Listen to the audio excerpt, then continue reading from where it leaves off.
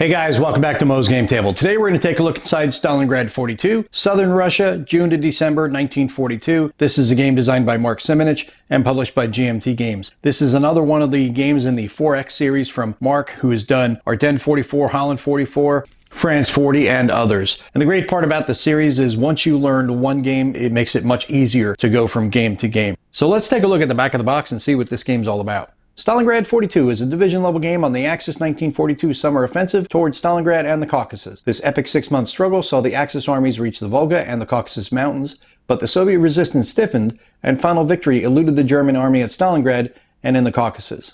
The ensuing November offensive trapped the Wehrmacht's largest army, the 6th, at Stalingrad and marked the beginning of the end for Axis fortunes in World War II. It says it features ease of play, accurate order of battle, 3 detailed game maps, and there are rules for blitzkrieg warfare, offensive planning, sea movement, leaders, city battles, and hidden Soviet buildup. And as you see here is a picture of the really gorgeous map they've got, counters, samples, and it is a complexity 6, rated 5 for solitaire suitability. Inside you get scenarios for Case Blue, Operation Uranus, Battle for the Caucasus, and also a campaign game. Game contents, you get 3 map sheets, 3 counter sheets, 5 scenario cards, 2 player aids, rulebook, playbook, and 2 dice.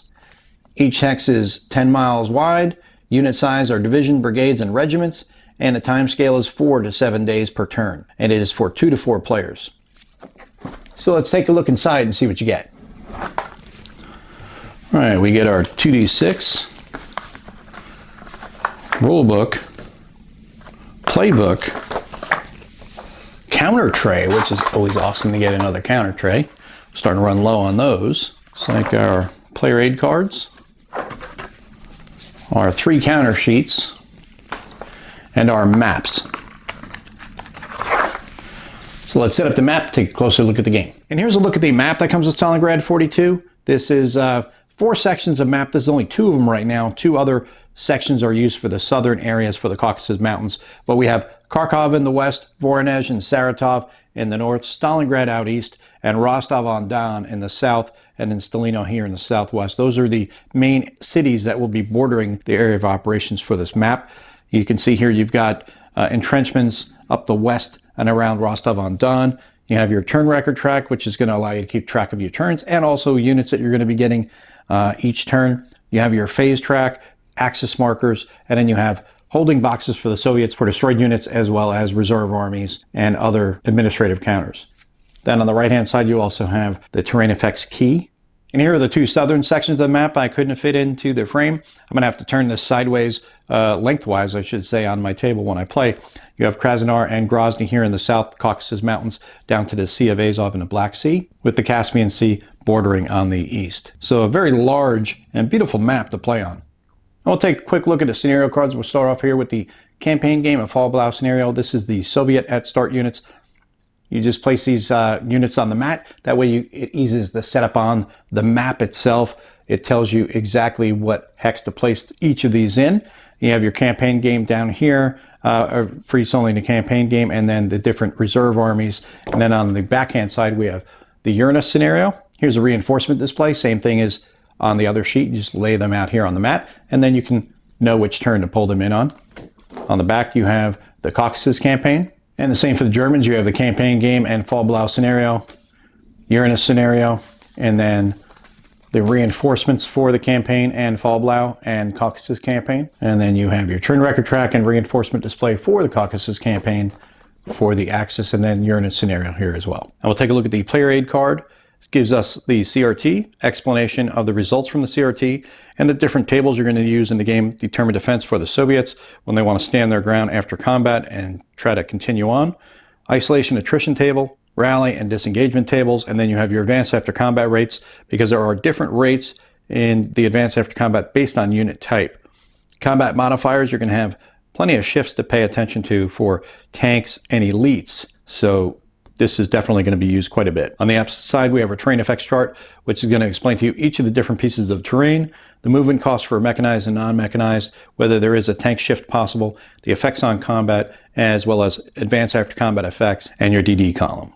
We'll take a look at the counter sheets that come with the game. Here are your German and Axis forces. You have your Wehrmacht, Luftwaffe, Croatians, Italians, Hungarians, I believe there are also Slovakians in here. And your Soviet Guard units.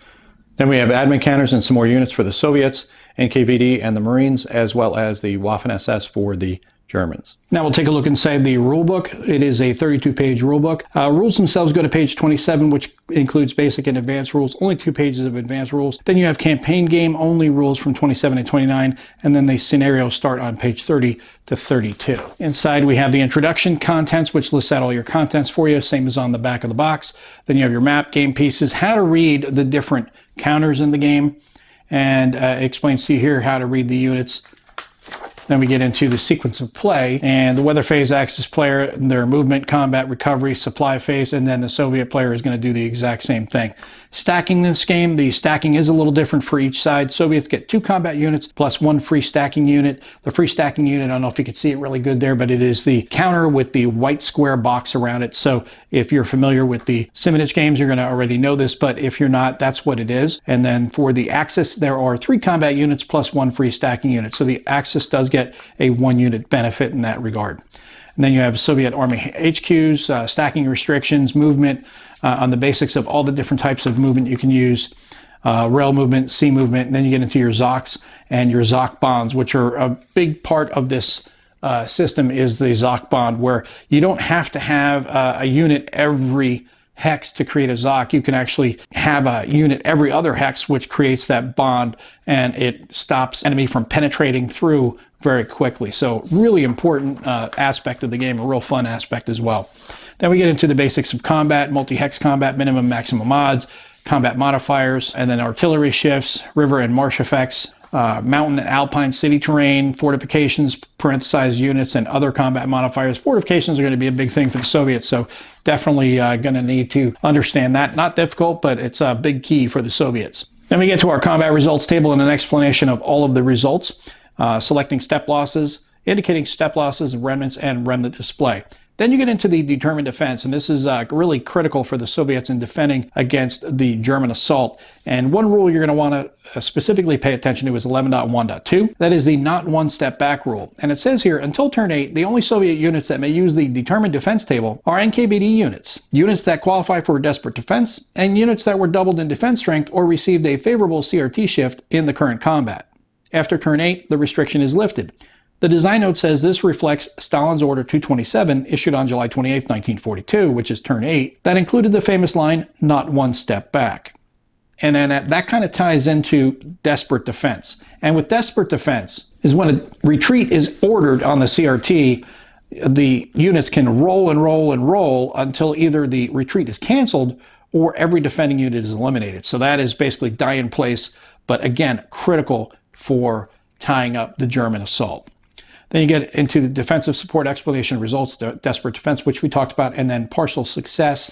And then we get into our retreats, elimination due to retreat, and it gives you an illustrated example of how to handle your retreats, disruption and recovery, and the effects of disruption and the recovery phase. And in advance after combat, advance allowance, advancing in any direction, advance in enemy ZOCs, terrain in advance, breakthrough combat. And the key to go back here for advance allowance, there are differences for the types of units. So for an advance allowance, the advance rate is 4 hexes for mechanized units, except for Soviet Army HQs, which have a maximum movement allowance of 3. 3 hexes for cavalry units, and 2 for infantry, security bicycle, and NKVD. So keep that in mind when you're handling your advances.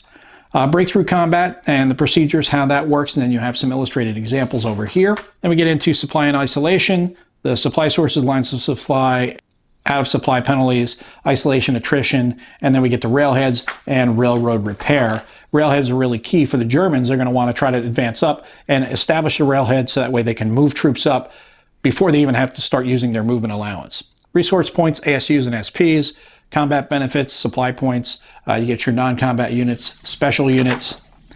Then we have replacements and reinforcement and entry areas. I kind of bypass these over here. We have mountain divisions, NKVD, and Soviet garrison units, as well as Axis allies. You have Romanian, Hungarian, Italian, Slovakian, Croatian, and North Caucasus volunteer units, which are classified as Axis allies. So basically for the Soviets, the easy thing to remember is you're going to be just tan and red units as standard for the standard Soviet units and the Guard units.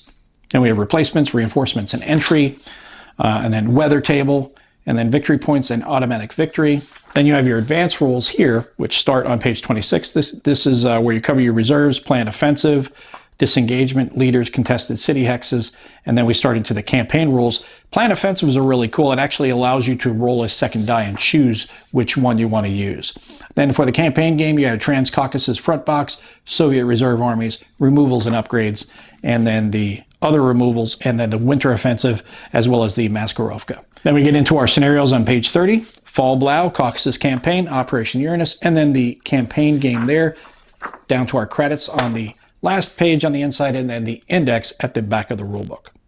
And this is the playbook. It is a 24-page playbook. Inside, you're going to have different examples of play, hints on how to play those different scenarios, and the historical notes, bibliography, clarifications, and city fighting. Then you start off on the inside here with the campaign game example of play, illustrated examples along with supporting text. Again, here on page 4 and 5, you continue on into turn 2 of the campaign game walkthrough, and then it finishes on page 7, where you get your campaign game hints on play for both the Soviet and Axis players, as well as some pretty much general hints for both players. Then we go to the Caucasus campaign setup and hints on play. Then we start with the example of play for the Caucasus campaign. Again, illustrated example with supporting text. Operation Uranus, the example of play from Uranus turn 1.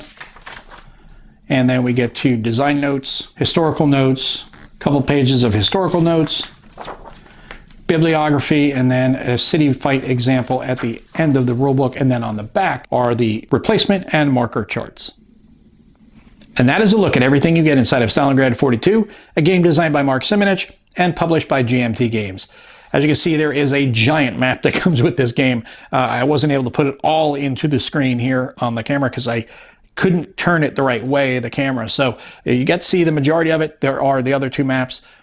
You're going to need a lot of table space if you're going to play the campaign game, but you can play 1 and 2 map games very easily in this game, so you're not going to be stuck needing a giant table all the time. But there's a lot of game in this thing. If you are a fan of Mark Simonich's 194X series, you're going to feel right at home with this. You're going to be able to jump in and pick it up really quickly because 27 pages of rules, not a difficult system to learn. When you learn one, you can very easily go across the line in the different games in the series and be able to pick it up really quickly, just learning the differences between the systems as far as additional rules and changes, things like that. But great components as always, GMT. These counters, I've talked about them before. I'm going to talk about them until I'm blue in the face. Love, love, love how great these die cuts are. They just fall out of the counter tree, and it's just amazing how you don't have to fight with them anymore, so you can easily sit down, punch these, and play them without going through all the cutting with an X-Acto or having a clip, although clipping is generally what everyone's going to do. Still, you don't need to do it here. The nibs are not the reason why you're going to want to clip. You're going to want to clip because you like to clip, and that's a great option to have. Well, I hope that helps you guys out if you've been curious about this game. If you have any comments or questions, post them down below. Thanks for tuning in, guys. See you next time.